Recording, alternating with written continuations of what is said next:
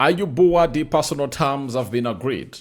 That's what you're getting in through from a man known as Platigol. Guys, by the recently, Platigol had a very huge bust out with Fabrizio Romano on X, and I saw Platigol coming out and saying that Romano is saying what Romano is saying is wrong.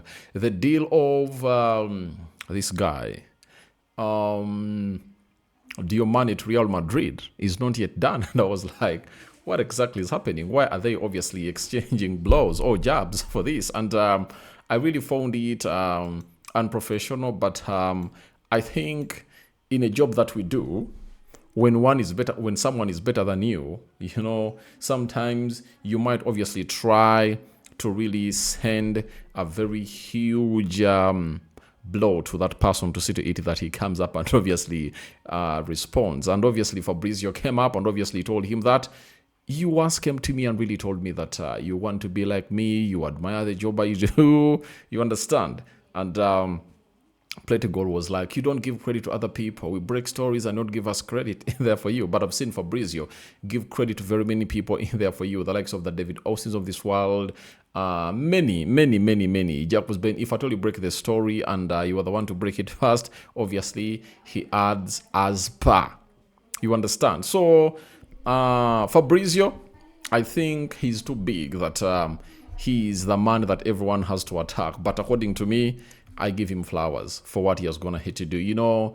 Being here for years, being here for years is not something simple, and he has been consistent. And today, I think that the Diomani deal looks like is a here we go, and it has been just the board of RB Leipzig trying to play hide and seek, but it was all agreed days ago, and that's why Fabrizio is still pinning it up there. But you're going to be talking about Bernardo Silva, and also we are obviously going to be talking about Neymar's future in here onto the Rokani Media Football. So let's obviously continue to subscribe because we want to hit 30,000 subscribers. But before we hit 30,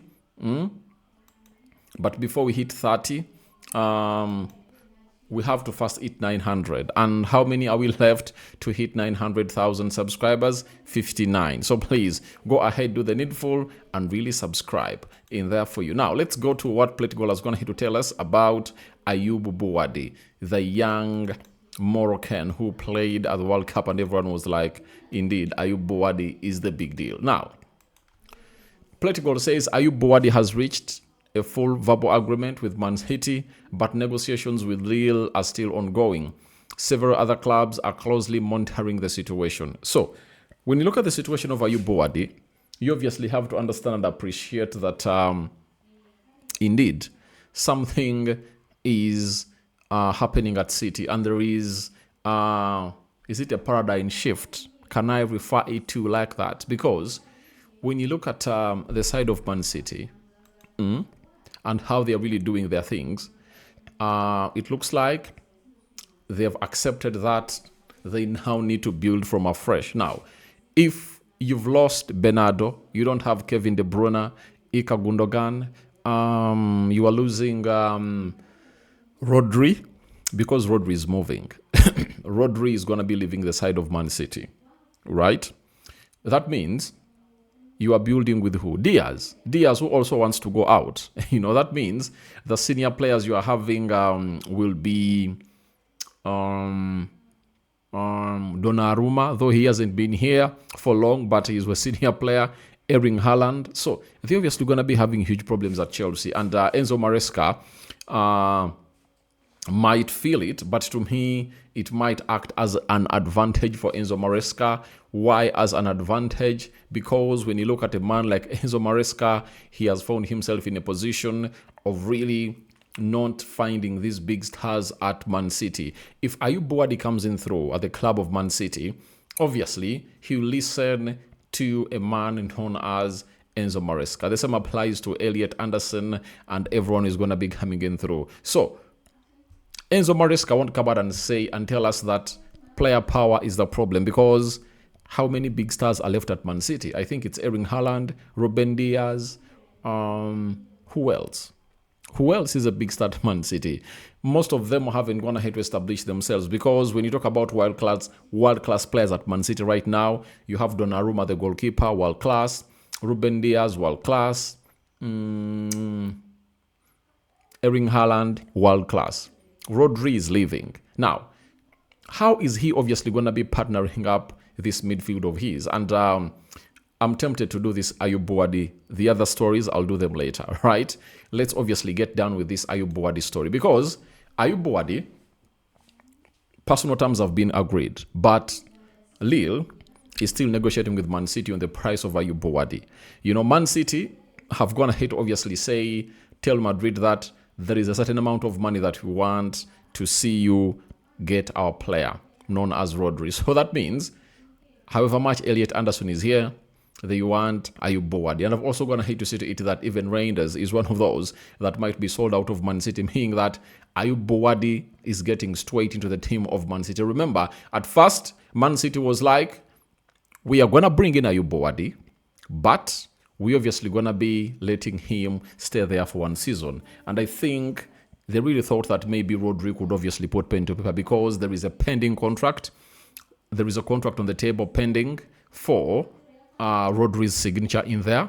So they knew to it that it could go that side. But looks like Rodri has made it clear that if at all you don't let me go, I'll leave as a free agent. Barcelona has joined the queue, and Man City might end up as the beneficiaries to get their £75 million they've gone ahead to put on the head of Rodri in there for you. So Ayyoub Bouaddi, personal terms have been agreed. Now they're waiting to agree terms with the price and transfer fee with Lille in there for you. So Man City, if they bring in Ayyoub Bouaddi, obviously they're going to bring him in.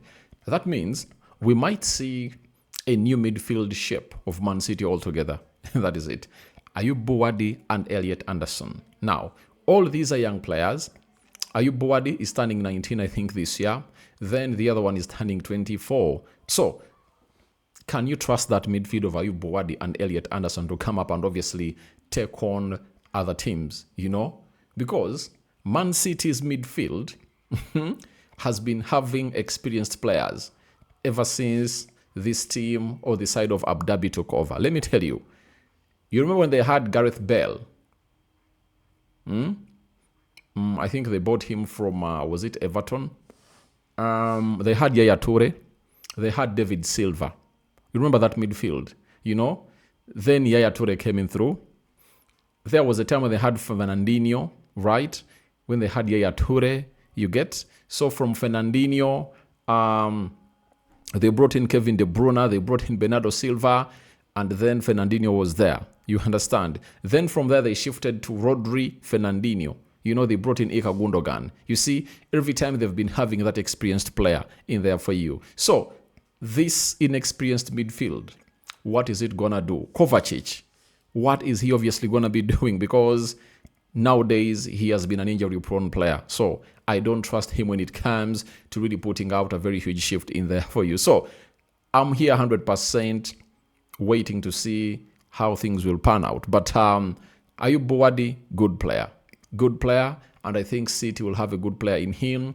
And Elliot Anderson, their midfield will put out to a huge test, you know. And I don't know how they will look when you don't have Rodri and you're going to play an Arsenal. Because to me, Arsenal is the team to beat. That is it. Look at Man City. Look at Chelsea. Enzo Fernandez looking to stay, more likely.